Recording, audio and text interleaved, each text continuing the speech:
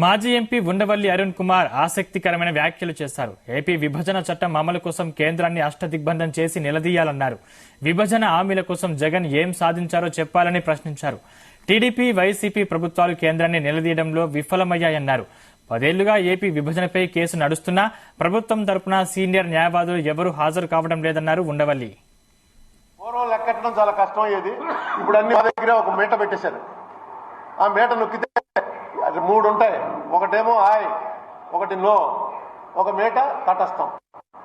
మూడిట్లో ఏదైనా నొక్కచ్చు. నొక్కగానే స్క్రీన్ మీద వచ్చేస్తుంది, లెక్క తెలిసిపోతుంది. చాలా సింపుల్ అయిపోయింది.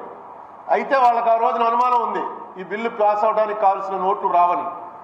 ఆ అనుమానానికి కూడా నా దగ్గర మొత్తం తీసుకొచ్చి అటెండెన్స్ రిజిస్టర్లో ఎంతమంది అటెండ్ అయ్యారో తీసుకుంటే కాంగ్రెస్, బీజేపీ దీన్ని సపోర్ట్ చేస్తున్నారో ఆ 2 పార్టీల నుంచి 70 మంది సభ్యులు అటెండ్ అవ్వాల.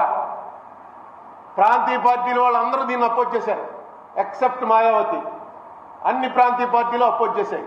ఎందుకు అపోజ్ చేశారంటే వాళ్ళు ప్రాంతానికి ఇంకేం ఉండదు, మాకు సంబంధం లేకుండా పార్లమెంట్ ఎలా విడదీసేస్తారు, ఆర్టికల్ 3 అర్థం అది కాదు అని మొత్తానికి ఇది చేశారు.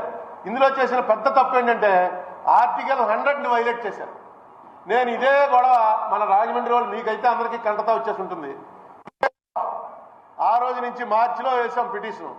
మే 7వ తారీఖున నేను వెళ్ళి పర్సనల్గా పార్టీ ఇన్ పర్సన్ ఆర్గ్యుమెంట్ చెప్పాను. అప్పుడు దత్తు గారి కోర్టు అది. తర్వాత దత్తు గారు చీఫ్ జస్టిస్ అయ్యాడు, ఆయన కోర్టులోకి వెళ్ళి అడిగాను. తర్వాత 5గురో 6గురో చీఫ్ జస్టిస్లు మారారు. ప్రతి వాళ్ళ కోర్టుకు వెళ్తున్నాను. చంద్రబాబు నాయుడు గారిని వెళ్ళి స్వయంగా కలిసి ఇవన్నీ చూపించి అడిగాను. ఇలా కోర్టులో నేను వేసింది ఉందండి, అందులో గవర్నమెంట్ వస్తే, ఎందుకంటే సుప్రీంకోర్టులో పరిస్థితి ఏంటంటే ఎవరన్నా సీనియర్ అడ్వకేట్ అపీర్ అయితేనే జడ్జీలకి వినే టైం ఉంటుంది, లేకపోతే వాళ్ళకి వచ్చేస్తుంటాయి. కొత్తడు ఎవడో నాలాంటి వాడు నన్ను ఎవడో అక్కడ గుర్తుపట్టడు. కనీసం మన అమరావతి, హైదరాబాద్ కోర్టులో అయితే ఏ బంట్రో